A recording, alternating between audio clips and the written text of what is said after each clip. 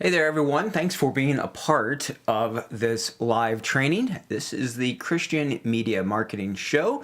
My name is John. I'm the host, the trainer, the coach, whatever you want to call what it is that I'm doing. And I'm honored. I really am. I'm honored to be a part of this.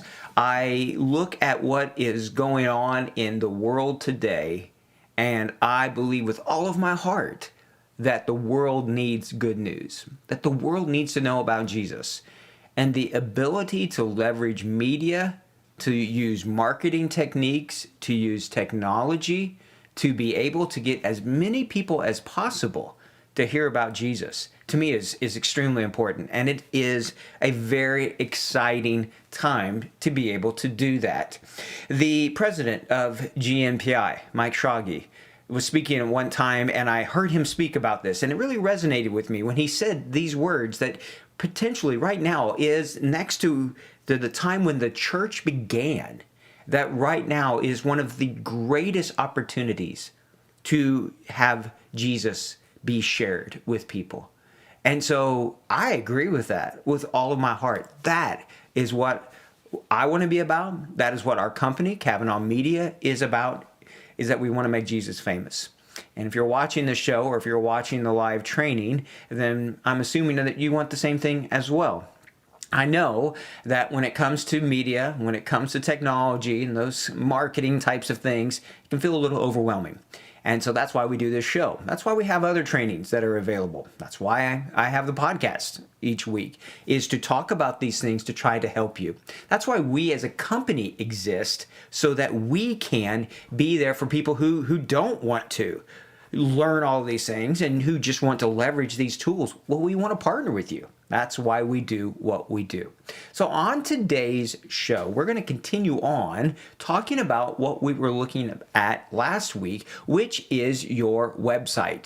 And we're going to look at why your website is an important part of your evangelistic work that you're doing. Now, what I want you to know, if you've not watched this show before, if you're watching it live, if you make a comment on Facebook or YouTube there, hopefully the software will work that we can see those comments. We can see your questions. So if you want to give us a thumbs up or a like or whatever, awesome.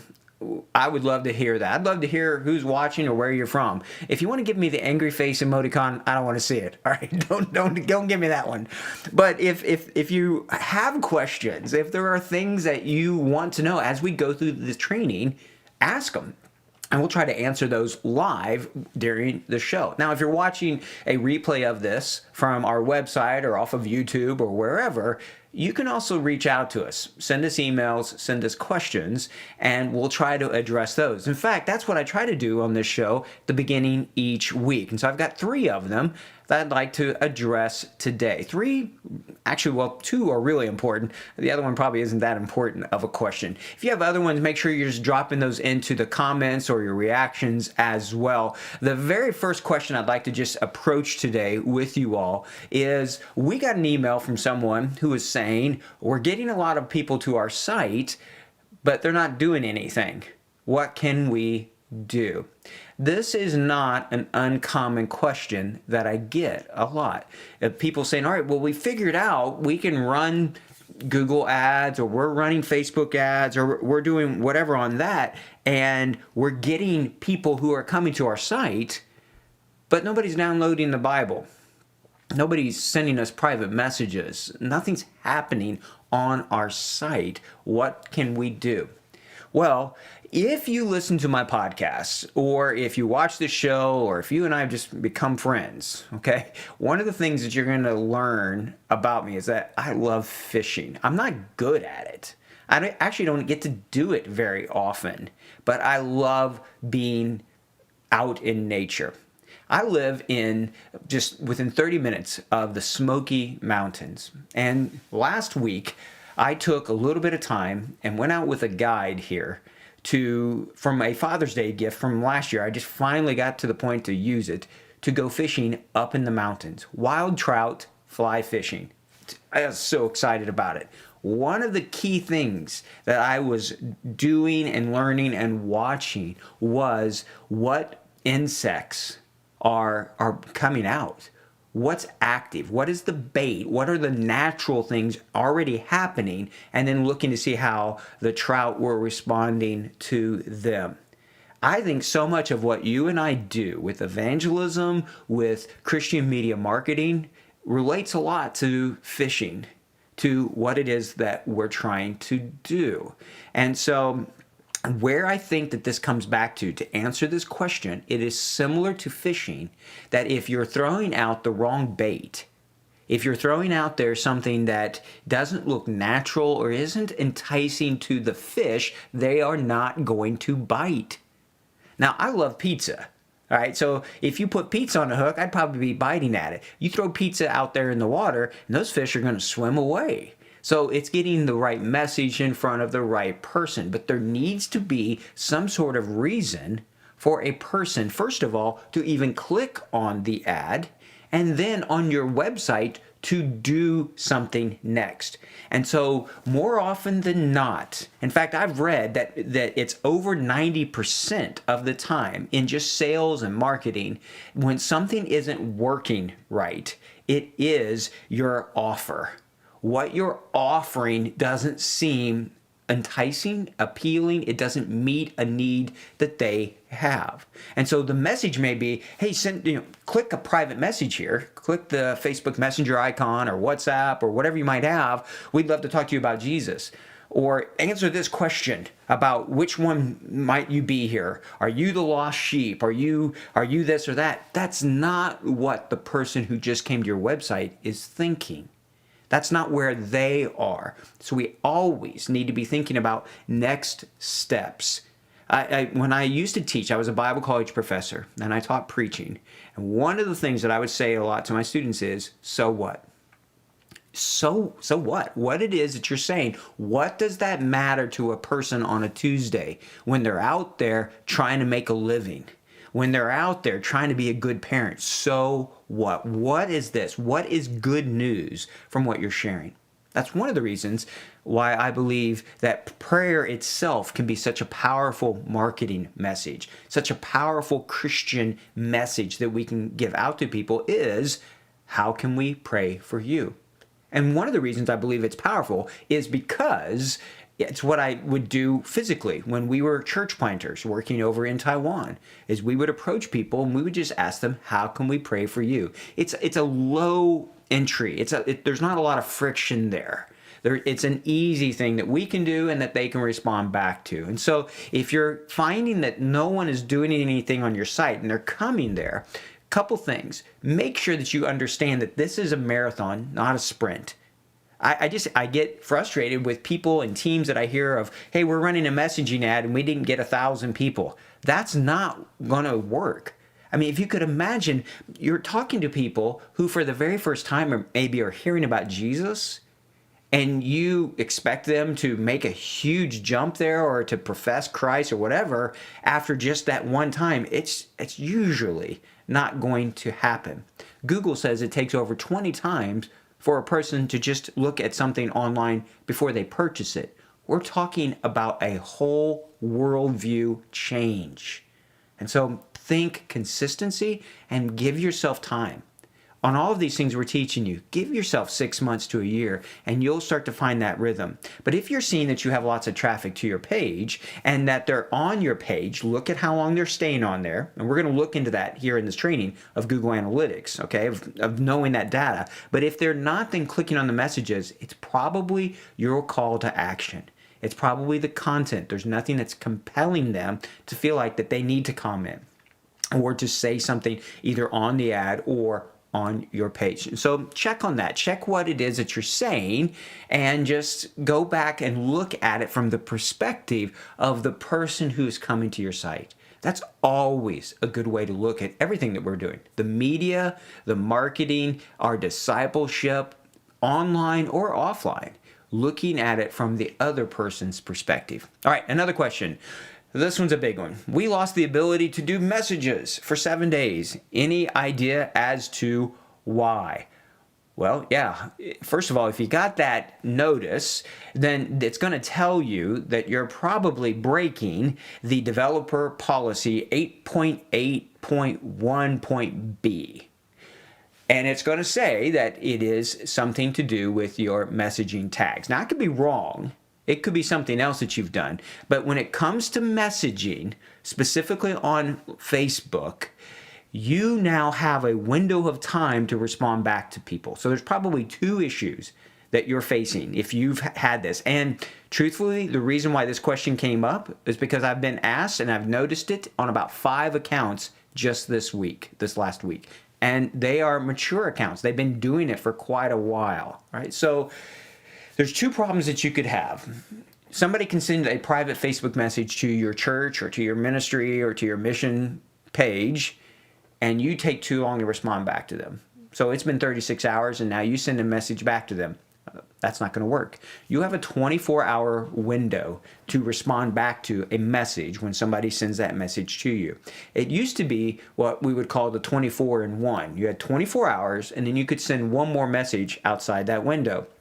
That's been changed. So now you have a 24-hour window, which is good. We should be responding quickly when people are there, when they're online. So if you're doing it outside that window, then that could be a problem. And that clock resets every time somebody sends you that message. So if you send a message back to them saying, yeah, I'd be happy to pray for you, you may want to follow up on it in less than 24 hours just to check into them. As soon as they send a message back to you, now your 24-hour window has renewed. It started over. But the other thing that I'm noticing is that many of you are having this issue. The one common denominator is ManyChat. You're using a chat bot and it is not set up correctly.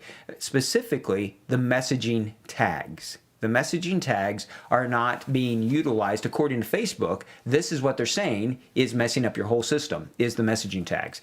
So if you're using a chat bot like ManyChat or ChatFuel or whatever, you really need to make sure that you're doing it right. I had someone say to me, why don't you like chatbots? And I said, it's not that I don't like chatbots. I just don't believe a chatbot can do what a human can do when it comes to discipleship. What they're great at is filtering where a person is. You know, why did you come to the site? What describes you? I want to know more about Jesus. I have a question. I want to argue or debate. They're self-identifying. Chatbots are great for that. Even if you don't use a chatbot, you can set up just your messenger auto reply to filter like that. And I also think chatbots are great for sending out, distributing media, little bite-sized bits of content that people can subscribe to, and you can send them out to them. When it comes to real heart-to-heart discipleship and evangelism, let's leave that to the disciple makers to be able to do that. So we can leverage chatbots to best manage our time and to filter for the people who are ready to respond or really have a question or whatever. But please, if you're using a chatbot, make sure that everything is set up correctly. That's part of that problem. All right. I'll probably talk more about that one too on my podcast. So some of these we'll be talking a little bit more in detail in the next week or two. All right. One final question that came up. Do you always wear black shirts? Yeah, a lot of times I do. And so I also really like keeping my hair short. That's the reason why I have a beard. So if I could wear a black t-shirt every day of my life, I'd probably be happy with that. That's also just one reason why I'm thankful to be married, is that my wife helps me dress myself to find other colors or other things to wear and to challenge my fashion things. And so, yes, I tend to wear black a lot. Supposedly it makes you look skinny. Is that true? I don't know. But anyway, all right. So thanks for those of you who asked that. Actually, 2 people asked me, why are you always wearing black? Well, that's why. All right. Let's talk about today's training, what we're going to look at. And it is specifically a continuation of what we looked at last week, which is websites. Websites are really important in your overall Christian media marketing strategy. If you're not leveraging websites in your overall strategy, I think you're going to be missing out. As we talked about last week, they are a place where you can put all of your content. They're a place where people can go and you own it. It's yours. Whereas these social media channels, well, they are rented. They're rental property. We don't own them, and they can go away at any point. So it's important for us to have a place, a home for our Christian media content, a home for our ministry, our church, or our mission activity of what we're doing. So in today's video here, in this training, I want to give you 5 key things that I really want to encourage you to be thinking about. And we're going to introduce the idea of Google Analytics. We're going to look more at that in about 2 weeks from now. We're going to start diving into that, which will really help you dive into that area of analysis of what's happening on your website. But to me, a website's so important. We had the preacher of the church that we go to here, he and his family were at our house last night, and I just told them, I might not have chosen the church that we're going to because of the website, because of the audio of the live stream, because of just the quality of that. And yet now that I'm there and I know the people, I love it. And so a website, that's that first point of contact many times. It could be an ad that first brings it to them, but that's that place where you're going to make that impression. So we're going to look at 5 things that I hope that you can be considering in your websites. If you have questions, make sure you're putting them there in the comments, and we can address those at the end of this training. Let's get ready.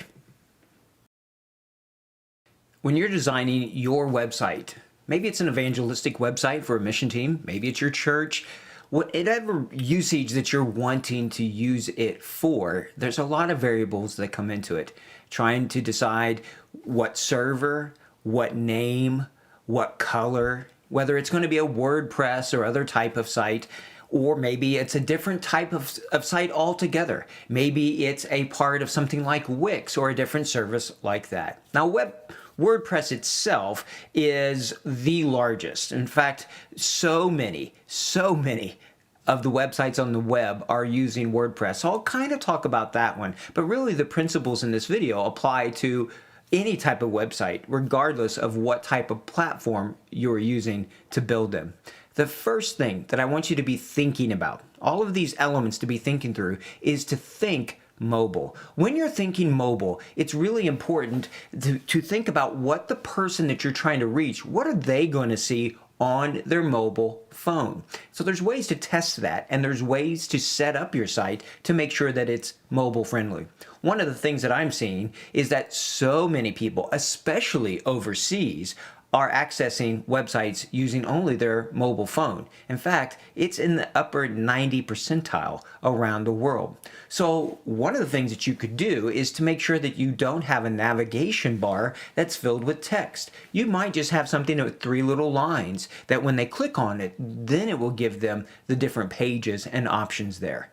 You also want to optimize your site and make sure that the file size is small on your pictures and on your videos. And when it comes to videos, I really encourage you to embed videos straight from YouTube or Vimeo or some other video service like that, instead of literally putting the video on your site, on your server. You can embed it there, put the link to it there on your site, and it will show on your site, but now it's using Google or Vimeo's servers and their content display network. It is passing out that information wherever that person is in the world, instead of having to go through where your WordPress or your website is stored at, which is just not a good way to do it. So optimize your site. Keep your file size really small. Your pictures don't have to have every color on them. You can reduce the file size of your pictures as you're doing it. Make sure that your links are clickable on your website. Thinking mobile first allows people then to click on a button and it will open up Messenger, or to press a button and maybe a WhatsApp call. Whatever they're trying to do, maybe it's just to call your office and it's a phone number. Make the links clickable on your website. A responsive website is one that, as you turn your cell phone sideways, horizontal or vertically, or if you're using an iPad or different type of device, the site itself will expand or contract. You can even say certain elements are only supposed to show up if it's a desktop that the user is using to access your website. So most WordPress themes are responsive, but you want to check that before you get going very far into your website design. Make sure you're also testing everything on the website. Make sure it works both on mobile and on your desktop. It's possible to make things look great and to work awesome on your desktop version of your website, but then they don't work when it comes to mobile. This can be especially true with JavaScript, so be testing everything before you go live with it. I really don't recommend that you use pop-ups on your website. I don't like them. Do you? I mean, really, I don't think they really help. In fact, I think that can be something that can make people be very frustrated with your site. So I would highly discourage you using pop-ups on your website as well. And because we're thinking mobile here, you may want to break up your pages.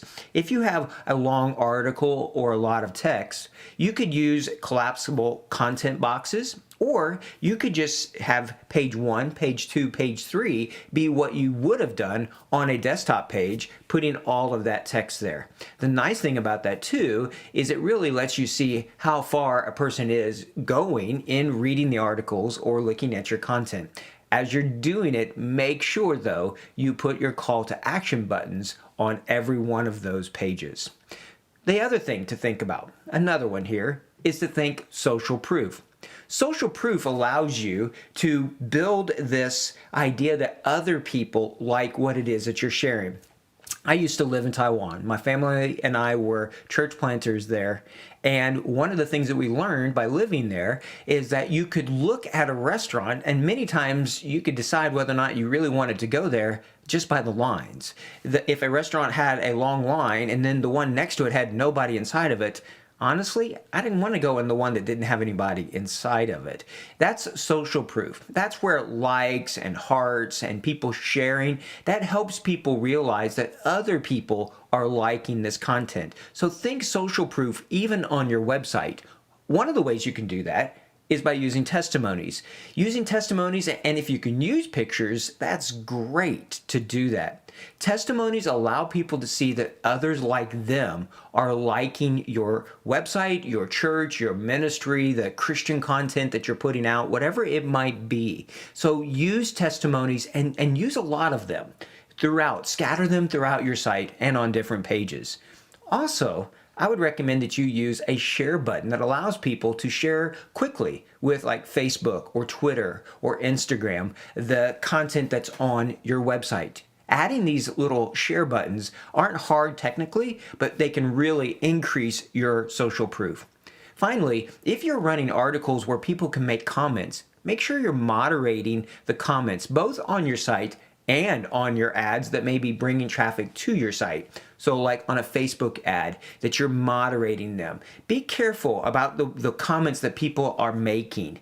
It's an opportunity for you to share Jesus, to share how you respond in grace and in love, but you don't need to let people get on there and overwhelm the page with negative things or critical things or cussing or talking and trying to share about their own religion or whatever. This is your site. Make it a safe place for seekers to come and to explore the content you have on there. Think speed. Every second matters when it comes to your website. And one of the tools that you can use is Google Analytics. One of the nice things about Google Analytics is that it also gives you a lot more information beyond just what people are doing on your site. For example, what pages they have gone to or what buttons that they have clicked on. There is a function built into Google Analytics that can help you analyze your website when it comes to speed.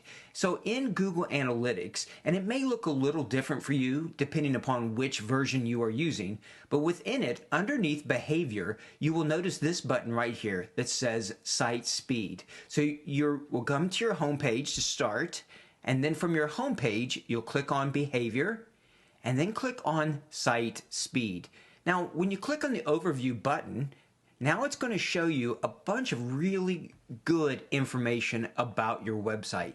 You can change the timing of it up here in the top right. So we'll look at this last month, and these are the pages that we are looking at. This is the information that's going to help us know what's happening on our site, and specifically when it comes to site speed. So we can see here just on the overview page of the average page time in seconds to load, the average redirection time when it's sending it to something else, lookup time, your server speed, response time from the server, download times, all of this really matters. It's all really important information. Here, as we look at the browser, we can see different types of browsers load the content at different speeds. So depending upon where your target audience is, that can impact the type of information and browser and types of phones. All of those things are a big part of understanding just who your audience is. So depending on your audience and what kind of browsers they use a lot, well, you may want to just not have certain types of content on your website. So this is one. You can also see if your site goes to more than one country, the average page time per country, and what it is doing, because once again, different countries, different areas within the country are going to have different types of internet bandwidth and speed. So you need to look at that. But here's the one that I think is most important for all of you, and that is just page by page. You can begin to look at your pages and look to see if there's any outliers here of any pages that are taking 4, 5, or maybe even 10 seconds to load. You can begin to see those, and then you can look up what it is that is causing issues with your page itself. Over here under site speed is one that's called page timings. When you click on that button, then you'll begin to see how that page compares to other pages on your site. And there's a lot of ways to look through this. There's a lot of other bits of information. It may feel a little overwhelming. So just start with the basic pages. Things like the DOM timing and things that are talking about the specific elements on a page. Well, if you're not sure what those are, make sure you talk to your web developer or just do a Google search and you're going to find a lot of information about them. This within Google Analytics also gives you some speed suggestions. Because Google is looking at your website speed, it's going to give you ideas about lowering the picture size, lowering different types of information that you might have on there, different types of forms. And so it's going to bring up all sorts of suggestions for each of these pages. And then when you click on them, they will tell you some things that you can do to speed it up. This will help Google see that your site is faster, and they will reward your site with better algorithm, better results in the search engine result pages. So this is giving you a page speed score. Also remember, anytime when you have a question, just put your mouse over that question mark and it'll explain it in more detail. So those are the things that we're looking at. The final one here would be user timings. When you click on that one, that's going to show you things that the users are doing, or to load something, or things that maybe that they're doing. You probably won't be using that one much. So to get started with it, go to Google Analytics, make sure it's installed on your site, and once it's there, it collects data, and you can begin to look at your site speed. It's also important to think about testing. So you want to try to test every variable that you have, but you only want to test one variable at a time. You do not want to do what is called a multivariate test. Then you have to do all sorts of statistical analysis, and let's not do that. Just test one thing, one picture. Maybe you put the picture on the page, maybe you don't, and use free tools like Google Optimize.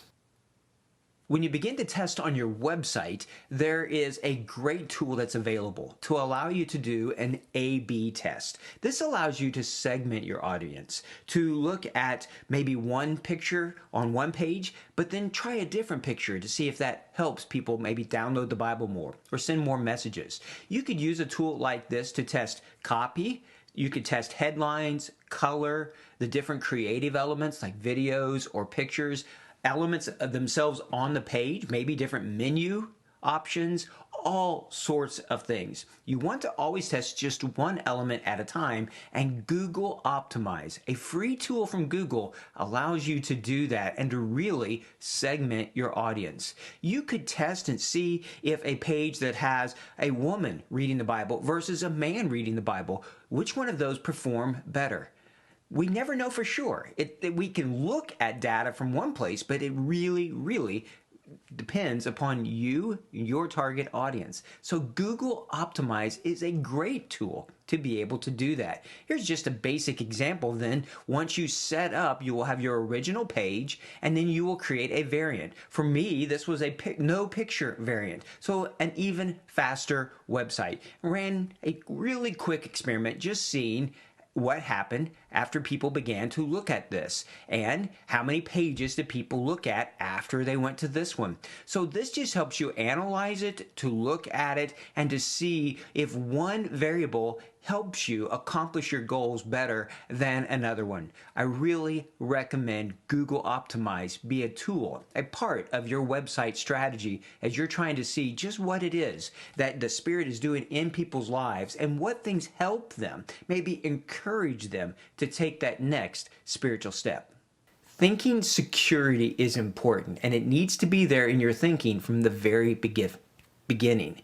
Be very careful what plugins that you use on your site. Make sure that they've been used a lot. Make sure they work with your website. Make sure they're reputable. If you're not sure, don't use them. Because honestly, a lot of the hacking and a lot of the issues come about from plugins and not being updated, which is the other point here.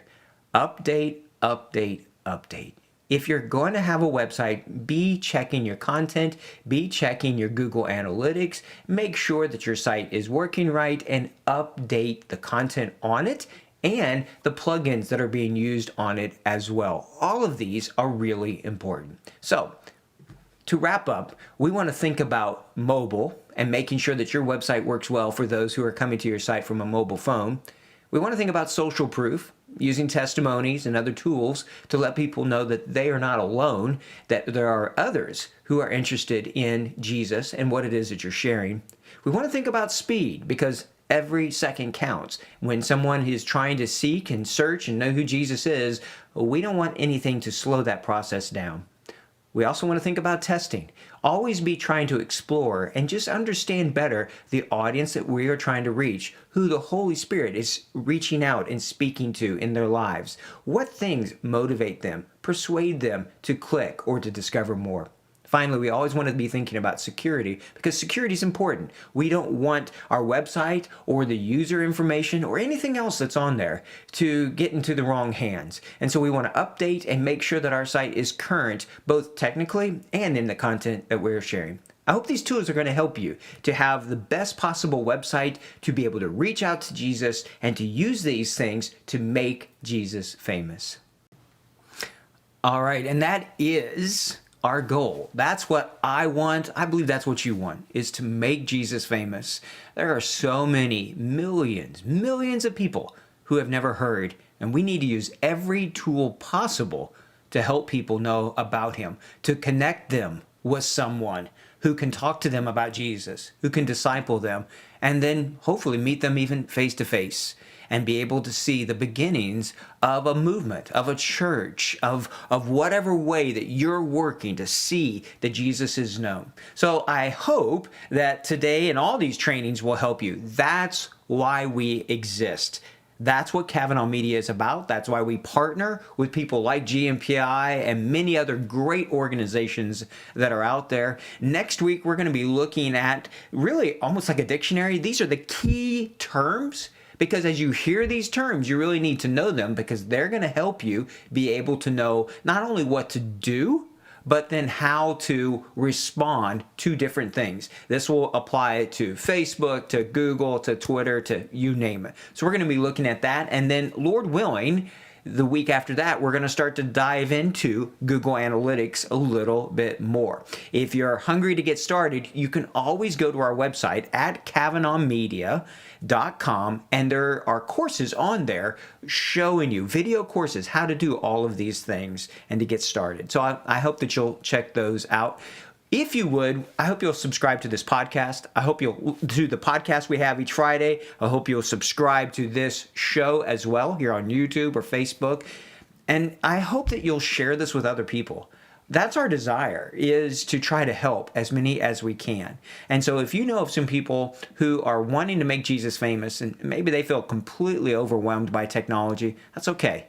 we're willing to work with you and to walk with you and to help you in any way we can. So until next week, if you've got questions or comments, make sure you're reaching out to us. You can send us a message through our website or on our Facebook page, Kavanaugh Media Facebook page. But until next time, I want you to know this. We're praying for you every day. We are praying for you, and we are excited about the future. In fact, there's an announcement that I can't wait to make, but I've just got to wait a few more days. Maybe by the podcast, I don't know, but it is going to be exciting. It's one of the most exciting things that I will have ever been able to say on a show, and it's coming.